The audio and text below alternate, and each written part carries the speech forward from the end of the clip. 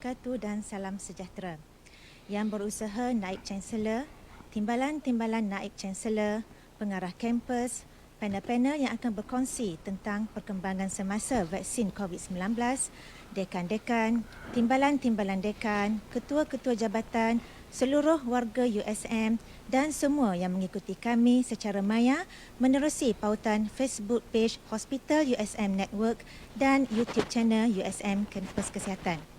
Saya dengan sukacitanya menjemput yang berusaha Profesor Dr. Nur Azmi Muhammad Noor, Dekan Pusat Pengajian Sains Kesihatan USM yang merupakan pakar imunologi molekular dan vaksinologi. Yang berusaha Prof telah berkhidmat di USM selama 31 tahun dan banyak terlibat dalam kajian antaranya berkaitan pembangunan vaksin tuberkulosis dan farmaseutical halal. Tanpa melengahkan masa, saya menjemput yang berusaha Prof untuk mengulas isu ini. Terima kasih. Bismillahirrahmanirrahim. Assalamualaikum warahmatullahi wabarakatuh. Selamat pagi semua. Persoalan yang kita tanya adalah satu persoalan yang amat penting bagi semua orang. Dan persoalan ini memang sedang bermain di semua orang punya minda. Adakah vaksin COVID-19 selamat? Jadi untuk kita memahami dengan lebih lanjut lagi, saya ingin membawa kembali, mengimbas kembali bagaimana vaksin kita hasilkan. Ciri-ciri vaksin yang ideal sebenarnya banyak dan saya kutip di sini beberapa yang agak penting. Yang pertamanya mestilah ia satu vaksin yang efektif. Dia perlu imunogenik tapi tidak patogenik. Okey, dia perlu efektif. Dia perlu tiada kesan sampingan. Kalau boleh diberikan satu dos saja dan kalau boleh tidak melalui suntikan. Kalau boleh dia murah dan stabil, mudah dihasilkan dan memberi perlindungan yang lama. Jadi ini satu vaksin yang ideal. Kebanyakan vaksin yang ada tidak dapat memenuhi semua ciri-ciri ini. Tapi yang amat penting, walau bagaimanapun, dua ciri yang paling penting yang perlu setiap vaksin penuhi adalah ia perlu selamat dan ia perlulah efektif.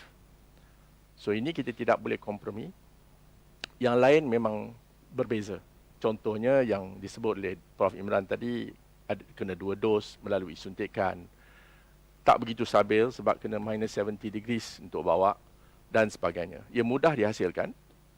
Perlindungan kita tidak tahu lagi setakat ini sebab masa depan memang kita tidak dapat tahu.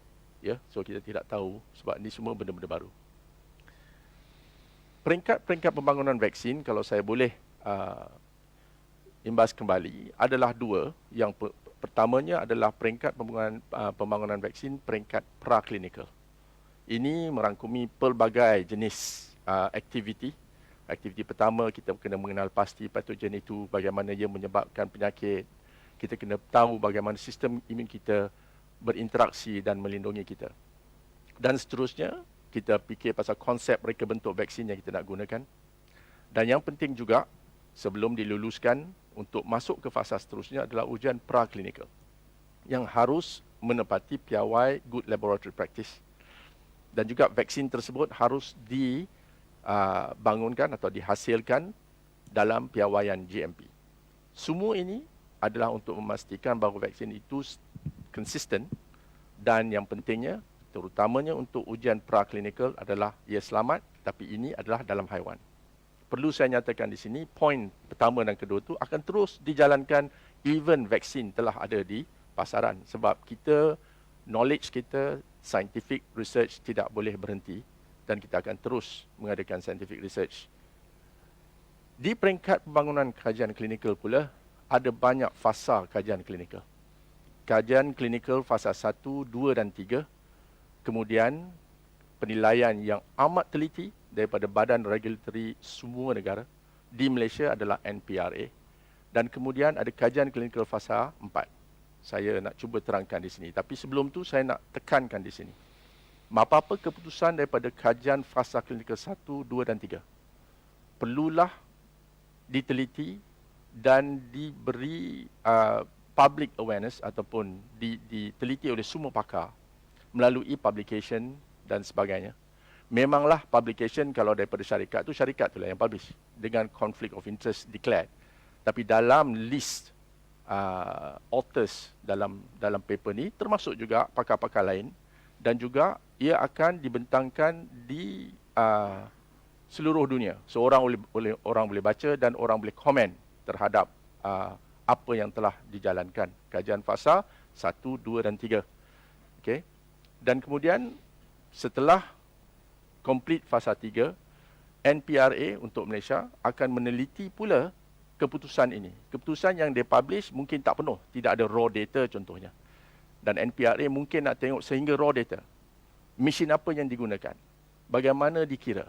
QA, QC bagaimana? Itu pasal pihak regulatory setiap negara akan diberi peluang pula untuk meneliti sekali lagi bukan saja data yang dipublish tapi data raw data. Oleh itu untuk Pfizer contohnya, pihak NPRA telah memohon untuk data selanjutnya sebelum dia diluluskan yang tidak ada di publication.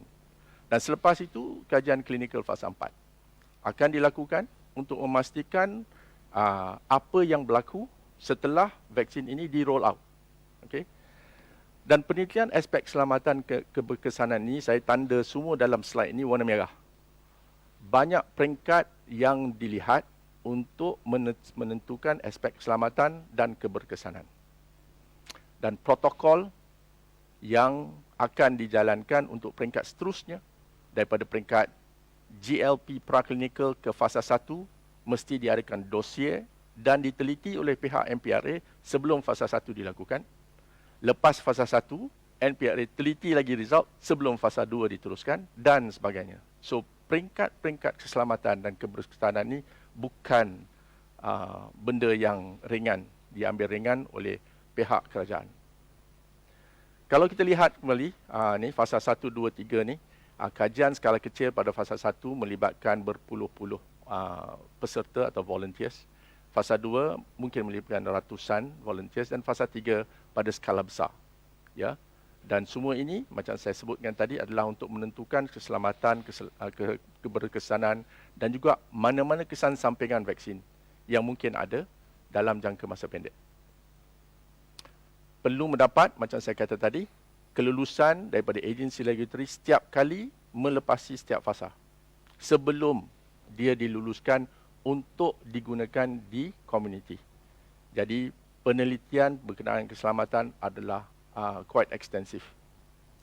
Dan selepas diberi pada komuniti, surveillance pula perlu dilakukan untuk memastikan bahawa keselamatan dan efikasi jangka panjang dan keselamatan dan efikasi terhadap populasi yang bukan dalam populasi yang menyertai fasa 1, 2, 3 dapat ditentukan. Jadi sebagai conclusion untuk keselamatan dulu, proses yang kompleks adalah telah berlaku dalam pengasihan semua vaksin. Daripada basic science yang merangkumi penyelidikan makmal yang ekstensif, pemilihan teknologi platform yang sesuai, keberkesanan yang patut diharapkan, kepastian keselamatan yang amat penting dan memenuhi keperluan agensi regulatory.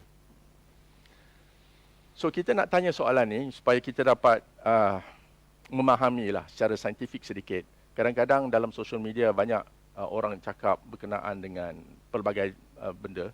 So mungkin saya akan cuba bagikan sedikit maklumat berkenaan bagaimanakah virus SARS-CoV-2 yang menyebabkan COVID-19 menjangkiti kita dan bagaimana sistem imun kita melawannya secara ringkas saja.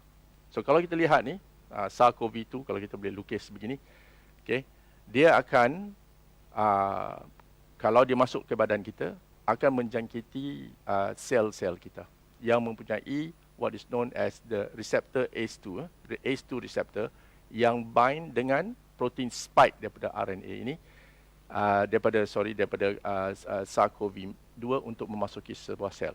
Dan dalam sel ini RNA tersebut akan dilepaskan daripada virus dan RNA ini akan mengkodkan pelbagai jenis protein yang akan membuat virus tersebut, dan virus ini akan dihimpunkan menjadi virus yang penuh dan akan keluar balik daripada sel tersebut menjangkiti sel-sel lain dan yang antara pentingnya adalah virus tersebut akan diambil oleh sel persembah antigen seperti sel macrophage, sel dendritic cell sebagai antigen presenting cell. Dan daripada sini, sel tersebut akan persembahkan antigen, dalam kes ini saya ambil contoh spike protein, kepada sel T pembantu yang akan menghasilkan bahan yang dikenali sebagai cytokine, menyebabkan merangsang sel B untuk menghasilkan antibody. So maaf ya, ada a bit of science sikit kat sini. Slide ada 1-2 begini je yang akan a bit more scientific. Yang penting juga, cytokine tersebut akan merangsang sel cytotoxic cell, T cell, untuk membunuh sel yang telah menjangkiti virus. Sebab apa? Sebab sel yang telah dijangkiti virus akan menjadi depo atau kilang untuk buat banyak lagi virus. Jadi sel itu harus dihapuskan. Dan ada ramai orang cakap, this is autoimmune disease. It is not. Ini adalah fenomena biasa untuk sistem imun kita untuk membunuh sel yang dijangkiti virus. Bukan sahaja virus COVID-19, semua jenis virus. This is the way viruses are eliminated from the body. This is the immune response towards the virus. Okay? So kita kena faham, ini kalau SARS-CoV-2 infect kita. So kalau kita nak buat vaksin, maka vaksin tu haruslah mirip as close as possible terhadap this particular phenomenon supaya kita punya sistem imun dapat menghasilkan antibody atau menyediakan sel T cytotoxic untuk menangani infection atau jangkitan yang betul. Okay? So that's the idea untuk vaksin diadakan. So saya nak stress sekali lagi, ini bukan untuk SARS-CoV-2 sahaja. Semua jenis virus yang memasuki badan kita akan cuba dihapuskan oleh sistem imun kita begini. So, untuk SARS-CoV-2, kebanyakan vaksin akan menumpukan untuk menghalang binding ataupun kemasukan virus itu kepada sel kita. Okay, jadi kalau kebanyakan vaksin therefore akan cuba menghalang spike protein daripada bind kepada ACE2 receptor. Okay, so itu kita kena faham supaya kita tak payah guna pelbagai jenis kaedah lain. Kalau kita dapat menangani kemasukan virus, maka insyaAllah virus tersebut tidak boleh memasuki sel. So sekarang ini terdapat pelbagai jenis virus vaksin yang dihasilkan. Saya nak bagi 4 contoh sebab 4 ni mungkin menjadi sebutan ramai. Yang pertamanya adalah virus tu sendiri, virus kuman tu sendiri, SARS-CoV-2 yang telah dinyah aktif. Virus SARS-CoV-2 sebenarnya yang sebenar yang telah dirawat dengan haba atau bahan kimia untuk membunuhnya. Okey, sebenarnya kita tak susah nak guna perkataan bunuh sebab virus ni tidak hidup. Itu pasal dia kena masuk dalam sel kita untuk buat virus baru. So untuk tujuan ini kita panggil membunuh lah. Ada juga vaksin dalam bentuk protein subunit. Protein subunit bermaksud dari segi apa yang telah dijalankan untuk COVID-19 adalah spike protein daripada SARS itu sendiri digunakan sebagai vaksin. Dan lazimnya ini dihasilkan melalui teknologi recombinant DNA. Bukan di dalam badan kita lah, di luar. Vaksin jenis ini biasanya perlu diberi bersama adjuvant yang selamat, iaitu bahan yang dapat merangsang sistem imun kita untuk bertindak balas terhadap dengan lebih baik terhadap protein subunit ini sebab dia kecil. Ya? Sistem imun kita, dia kalau terlalu kecil, dia susah nak nampak sedikit. Juga ada satu jenis vaksin yang menggunakan vektor virus yang lain. Maknanya dia gunakan virus yang dalam virus itu telah diletakkan spike protein punya DNA untuk supaya virus tersebut, ni virus lain bukan COVID-2, ia virus yang selamat yang tidak berbahaya dan biasanya digunakan adenovirus untuk membawa bahan genetik spike protein ini supaya dia dapat memasuki sel dan sel itu akan menghasilkan spike protein tersebut. Dan baru-baru ini yang paling kontroversial sekali yang banyak diperkatakan adalah vaksin dari bentuk asid nukleik itu sendiri yang mengkodkan spike protein tersebut. Pasal saya tunjukkan gambar yang sebelum ni, maknanya kita nak buat vaksin terhadap spike protein. Jadi protein subunit, RNA DNA, viral vector vaksin, semuanya hanya kepada spike protein, bukan kepada seluruh vaksin, seluruh virus. So inilah yang kita nak kalau vaksin ada. Maka vaksin COVID-19 perlu merangsang ini, sistem imun yang boleh mencegah kita daripada mendapat penyakit, daripada jangkitan penyakit COVID-19. So yang pertama saya bagi contoh tadi, kalau vaksin RNA itu sendiri, dia masuk, dia hasilkan spike protein dan diambil oleh dendritic cell. Sebenarnya teknologi RNA tersebut telah dibungkus dalam nanopartikel lipid yang lebih cenderung untuk memasuki sel imun kita. Lebih cenderung untuk memasuki antigen presenting cell seperti dendritic cell di sini ataupun macrophages. Saya just tunjuk ni, maknanya dia boleh melalui itu atau dengan terus memasuki sel dendritic cell tersebut. Okay. Juga vektor adenovirus tersebut, yang satu lagi kaedah, boleh juga menjangkiti terus dendritic cell atau melalui sel lain yang menghasilkan spike protein seperti gambar yang ditunjukkan di sini. Dan juga protein subunit dengan adjuvant tadi, dan juga virus yang inactivated atau yang ternyah aktif. Kesemua 4 jenis vaksin yang saya tunjuk di sini adalah untuk merangsang sistem imun, seolah-olah sistem imun kita itu dijangkiti oleh virus yang sebenar. Setakat ini terdapat beberapa usaha di dalam dunia yang sedang menghasilkan vaksin. 63 daripada usaha ini adalah dalam peringkat klinikal, bermaksud sedang melalui fasa 1, 2 dan 3. Dan daripada 63 ini, lebih kurang 3 telah pun sedang digunakan sekarang dan sedang menjadi di roll out. Terdapat 174 lagi dari fasa praklinikal. Pipeline yang sebegini besar adalah penting. Antara sebabnya adalah satu, memang tak cukup vaksin sekarang ini. Dan kalau kadar imunisasi yang dijalankan sekarang macam ni, maka seluruh dunia perlu tunggu 7 tahun sebelum semua orang dapat vaccinated. Dan juga these are all syarikat-syarikat yang lain yang ada teknologi tersendiri yang mereka gunakan untuk menghasilkan vaksin tersendiri.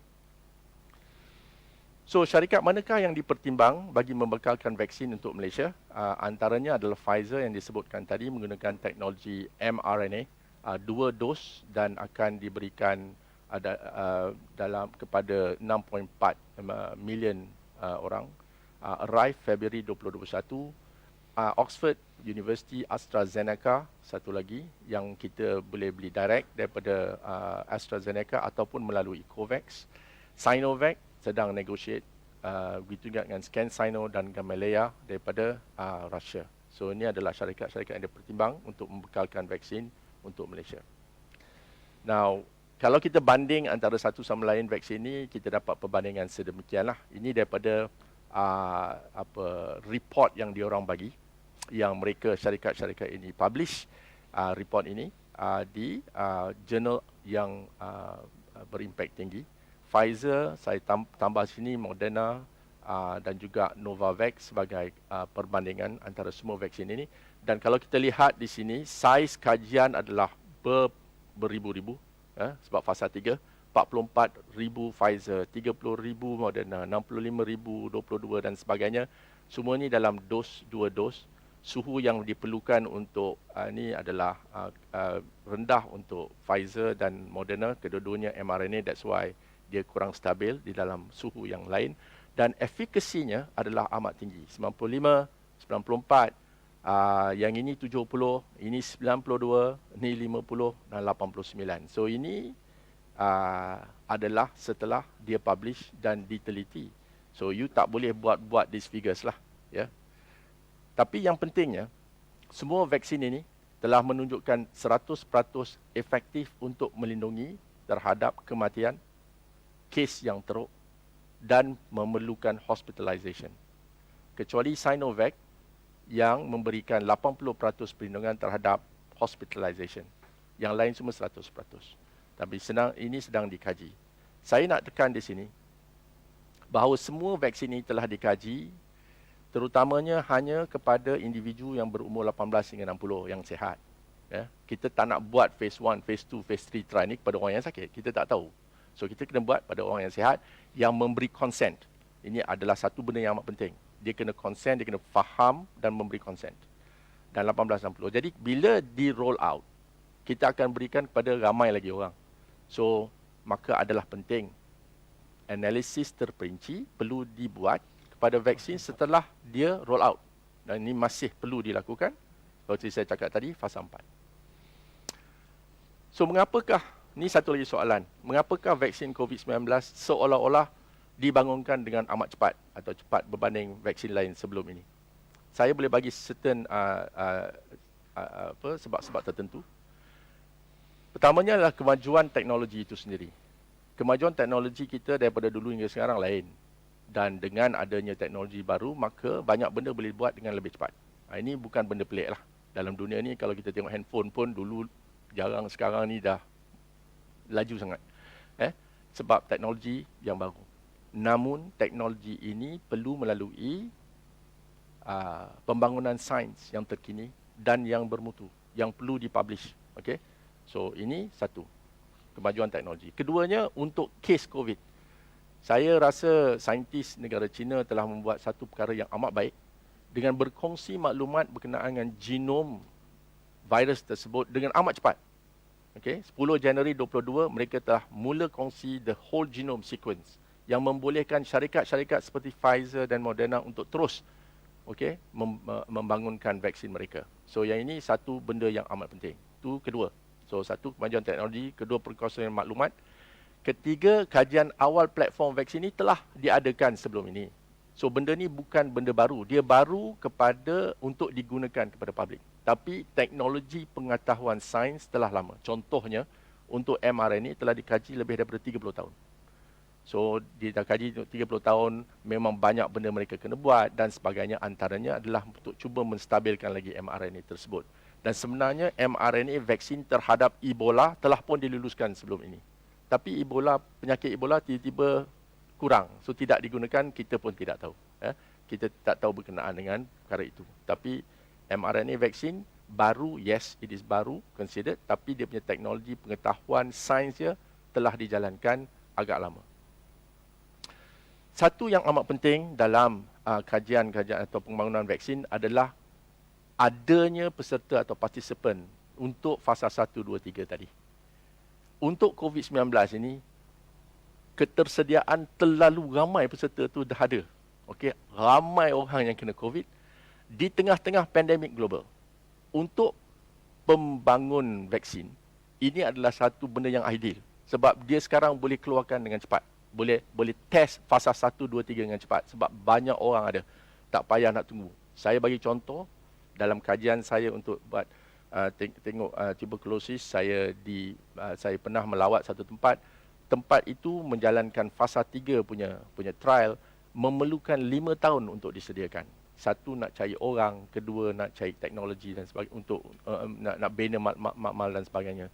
Untuk ini, ramai dah orang ada. Jadi peserta tu senang diadakan. Berpuluh ribu senang diperolehi lah untuk perkara ini. Dan sebab dia COVID-19 dan semua orang sedar, semua orang nak cuba bantu, semua orang nak cuba lari ataupun keluar daripada pandemik tersebut. So lebih senang untuk dapat peserta. Yang lebih penting juga adalah pembiayaan yang besar. Okey, sama ada di peringkat klinikal, kerajaan contohnya US telah memberi berbilion dollars untuk fasa klinikal. Even dalam Malaysia, pihak MOSTI telah memberikan dana yang agak banyak untuk kita buat kajian terhadap vaksin COVID. So, lebih mudah dapat pembiayaan dan terdapat kolaborasi antarabangsa yang kita tidak pernah fikir dahulu. Contohnya pihak Sanofi sekarang bersedia untuk membantu Pfizer. Mereka ini bukan syarikat yang sama, syarikat seteru lah katakan, untuk menghasilkan vaksin Pfizer oleh Sanofi. Begitu sekali kolaborasi antarabangsa. Termasuklah CEPI dan COVAX. Dan juga ada pertindihan fasa-fasa pembangunan vaksin. Okey. Tapi setiap fasa ni, macam saya sebutkan tadi, perlu mendapat kelulusan regulatory agency. Kita perlu beratus atau berpuluh orang untuk fasa 1, beratus untuk fasa 2. So bila dah dapat ramai tu, fasa 1 kita buat sini, fasa 2 kita start awal, fasa 3 kita start awal. Tapi setiap fasa akan diteliti setelah complete berpuluh orang tu, cek dan seterusnya, dan diadakan fasa 2. Tidak ada masa yang lapse banyak sangat seperti mana vaksin-vaksin yang lain sebelum ini. Dan risiko juga diambil oleh pihak syarikat farmaceutical. Contohnya Pfizer, walaupun belum complete fasa 3, mereka telah sediakan vaksin yang bernilai lebih kurang 2 bilion US, dan kalau fasa 3 mereka gagal, maka dia kena buang semua vaksin yang 2 bilion itulah. So dia akan take that risk sebab nak cepat. Kalau fasa 3 lulus, maka dia boleh keluarkan vaksin itu straight. Pasal tidak hairan, Pfizer dan Moderna adalah antara syarikat yang terawal yang dapat mengeluarkan vaksin ini dengan cepat. Yang penting saya nak tekan di sini, walaupun perkara-perkara di atas, yang 7 ni yang saya fikirkan di sini, yang telah mempercepatkan proses pembangunan vaksin, tiada kaedah pintas yang telah dikenakan untuk penentuan keselamatan. Semua penentuan keselamatan yang sebelum ini saya ceritakan tadi masih perlu diadakan. Jadi, Pfizer masuk Malaysia, NPRA tengok. Pfizer masuk Singapura, HSA akan tengok. Pfizer masuk Australia, TGA akan tengok. Pfizer masuk di US, FDA dan sebagainya. Dia akan tengok sekali lagi results yang dihasilkan, dan seperti mana saya katakan tadi, untuk NPRA mereka perlu certain raw data yang mereka minta pada awal Januari baru-baru ini. Dan setiap agensi regulatory ini bertanggungjawab pada setiap negara yang mereka berada dan menyemak semua dapatan kajian klinikal dengan teliti sekali lagi. So sehingga apa yang kita berlaku sekarang, sehingga semalam 7 Februari, seramai 124 juta rakyat dunia telah diberi vaksin COVID setakat ini. Dan kalau kita tengok graf ini, negara Israel lebih kurang 60% dah rakyat mereka telah diberi vaksin. Mereka menggunakan Pfizer, dan ada laporan ini belum lagi laporan saintifik teliti, tapi laporan yang lebih berbentuk pada press statement. Tapi ini kita kena baca dengan caution lah. Ya, vaksin Pfizer didapati ada 50% efektif selepas dos pertama. Dan telah diberikan kepada 3.1 juta rakyat Israel. Ni untuk Israel 50%. Maknanya memang dia 2 dos. Kalau 2 dos according to Pfizer 95%. So ni baru dos pertama. Dan apa yang result yang agak saya tarik adalah 750,000 orang penduduk yang lebih daripada 60 tahun telah divaksinasi, dan antara ni hanya 0.07 yang tested positif COVID setelah mendapat gejala. Maknanya dia tak test 750 orang. So ni dia tak tengok asymptomatic lah. Tapi semua vaksin yang dihasilkan memang tengok anti-disease vaksin. Alright, anti-disease.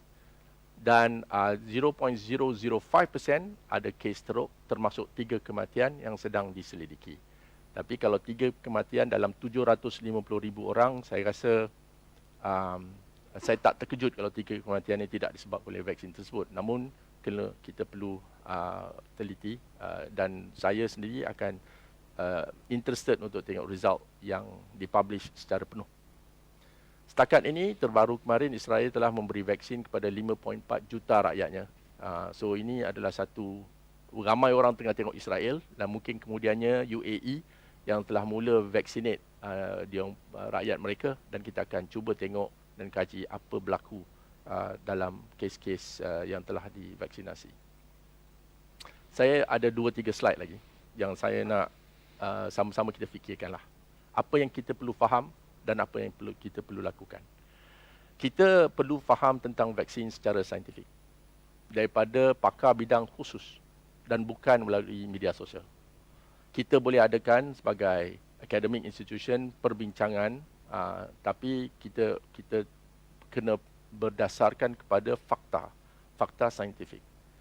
Dan kalau kita bernasib baik menerima vaksin, kita insya-Allah akan dilindungi.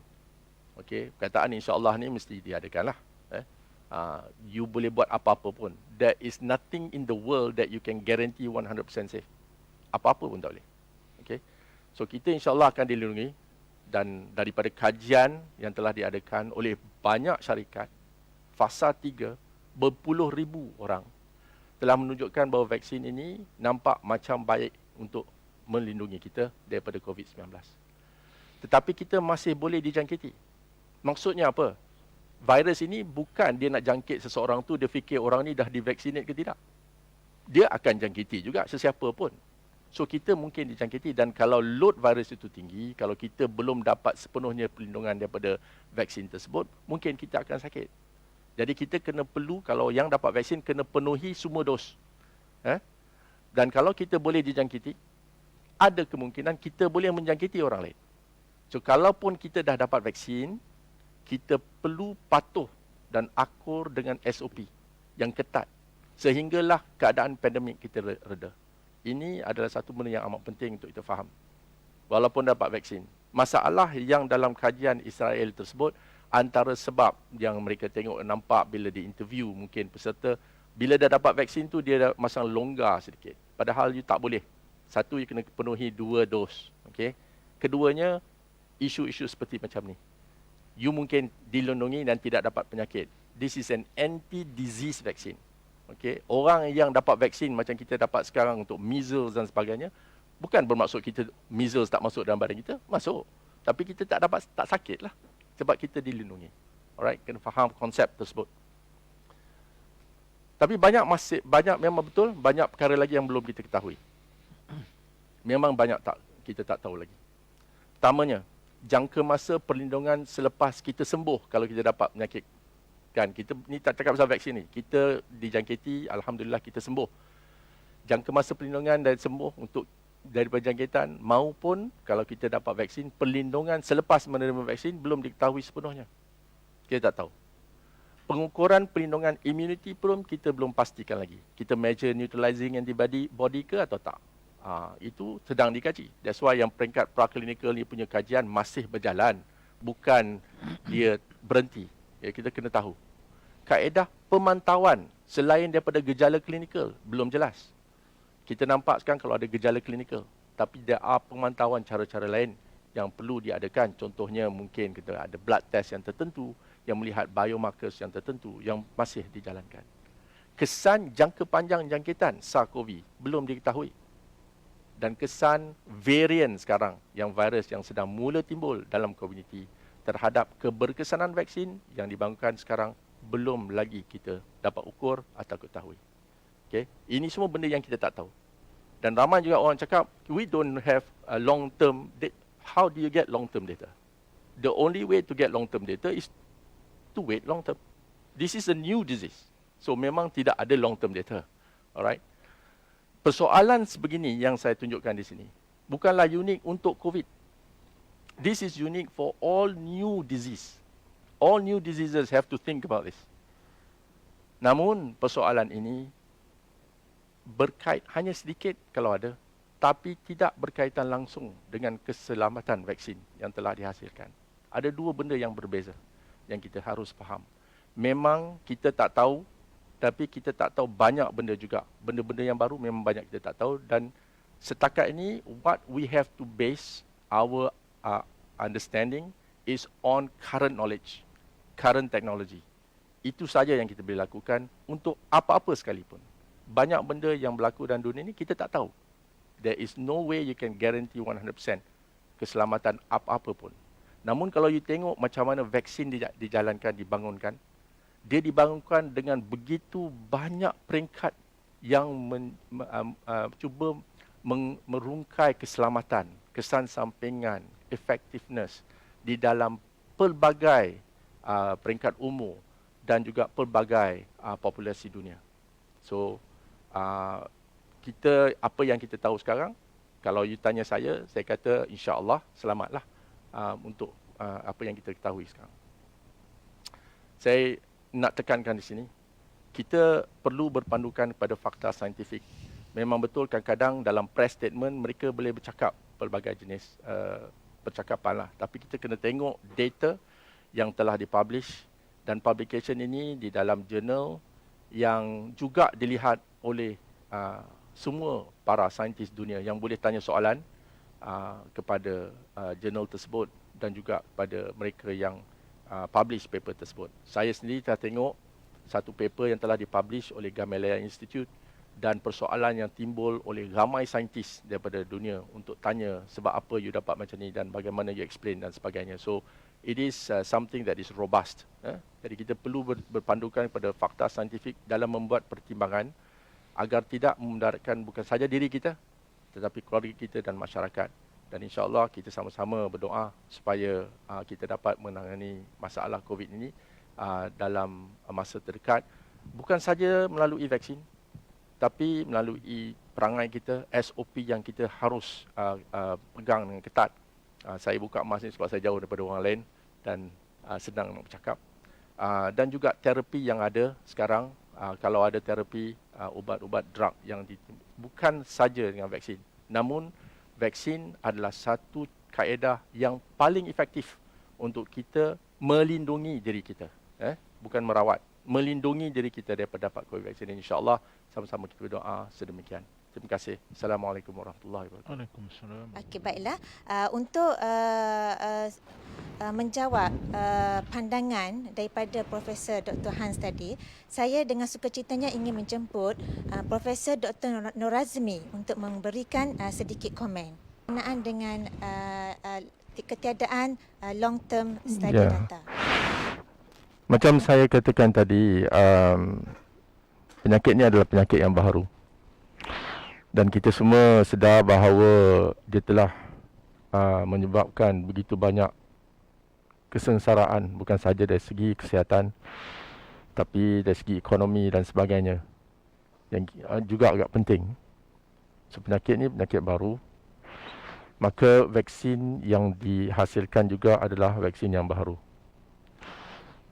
Perkataan long term bermakna adalah itulah long term. So long term ini setakat ini memang belum ada. Memang tak boleh ada pun sebab benda baru.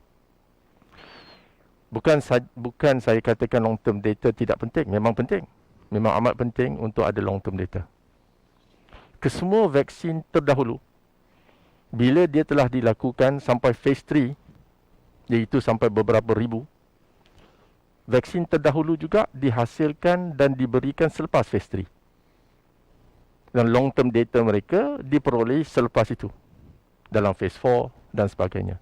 Begitu juga untuk COVID-19. Benda yang baru tidak boleh ada long term lagi. Kita memang mengharapkan sangat bahawa tidak ada long term efek yang memudaratkan, yang kita masih tidak tahu. Begitu juga dengan vaksin-vaksin yang lepas. Polio disebut tadi, measles dan sebagainya. Dan sekarang ini pertasis satu lagi daripada attenuated, dia sekarang jadi inactivated. Sebab bila kita ada more and more data, maka kita ada pilihan untuk mengubah sedikit vaksin tersebut atau cara kita melakukan vaksinasi. Jadi dari segi long term data, yes, it is important, but kita tidak ada lagi. Bila kita tidak ada lagi long term data, tapi kita telah adakan phase 3 trials yang telah disemak oleh pelbagai agensi regulatory negara-negara tertentu, adakah kita masih mahu teruskan phase 3 dengan lebih ramai orang lagi untuk 5 tahun lagi, ataupun setakat yang ada maklumat sekarang tentang keberkesanan dan safety sudah cukup untuk kita roll out dan kita lihat keberkesanannya long term setelah kita roll out. Sebab long term data hanya boleh diperolehi, nombor satu kalau long term, yang kedua dengan ramai lagi orang dapat. Maka dengan itu sepatutnya lah vaksin ini di roll out. Sama juga kalau kita nak memanjangkan lagi phase 3. Phase 3 trial terhadap 45,000 people, 60,000 people untuk AstraZeneca contohnya dan sebagainya, adalah untuk pandangan saya memadai buat setakat ini. Tiada siapa yang boleh garanti apa-apa pun. Kita hanya boleh guna pengetahuan kita yang ada sekarang dengan data yang ada sekarang. Okey.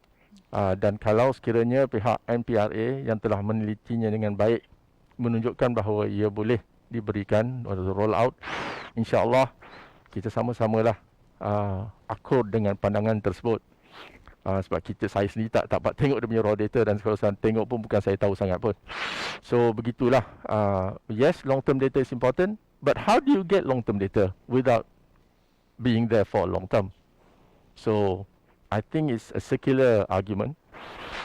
It's not saying that it is not important. That's very important to stress. But look at the previous vaccines that are out before. They were given and then they got long-term data, not extending phase 3 for so long. So kena balance dengan apa yang kita nak dan apa yang kita ada pada masa ini. Saya setakat itu dulu. Okey, terima kasih Profesor Nur Azmi. Soalan terakhir kita. Sekiranya seseorang itu telah menerima vaksin, adakah dia masih boleh dijangkiti virus COVID-19? Mungkin Prof. Nur Azmi boleh jawab? Ya, terima kasih.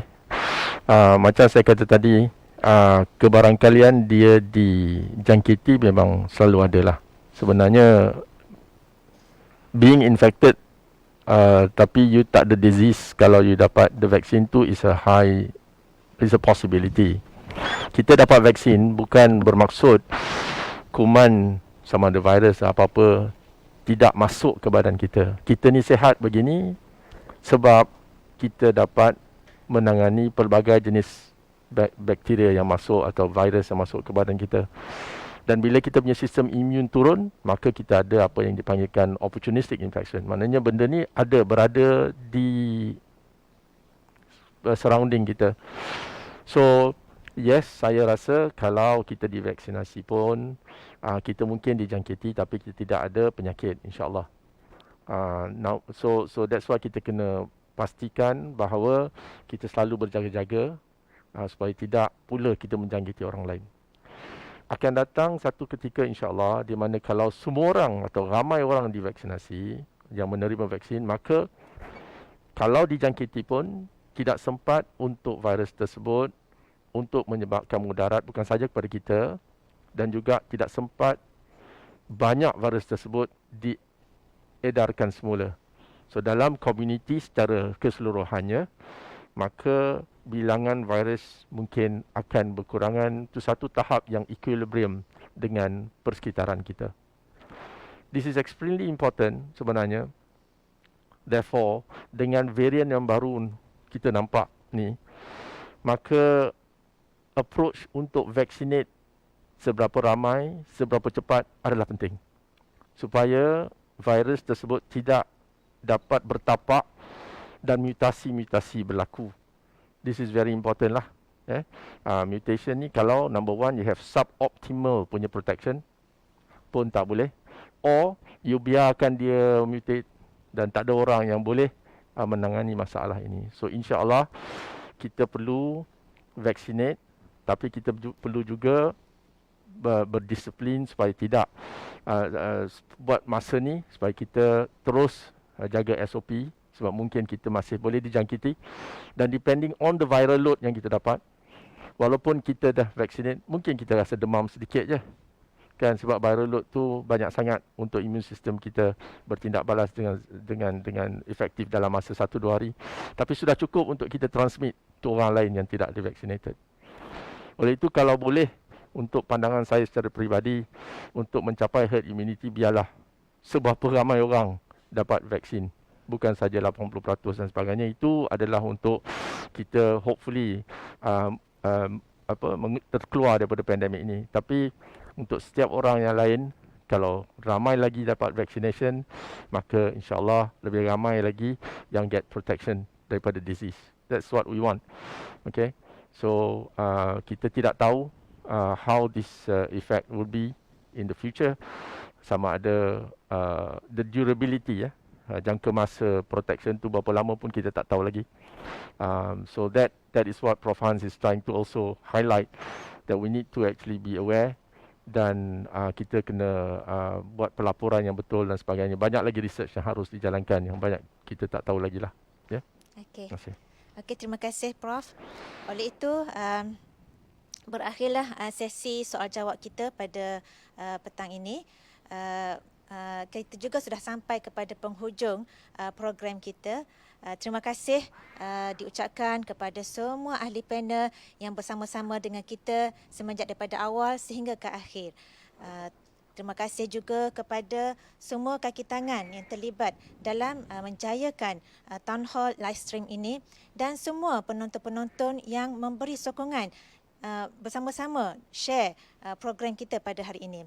Pastikan kita sentiasa mengamalkan norma baharu. Amalkan 3W, wash, wear and want dan elakkan 3C, close, crowded and confined places. #kita jaga kita mesti menang.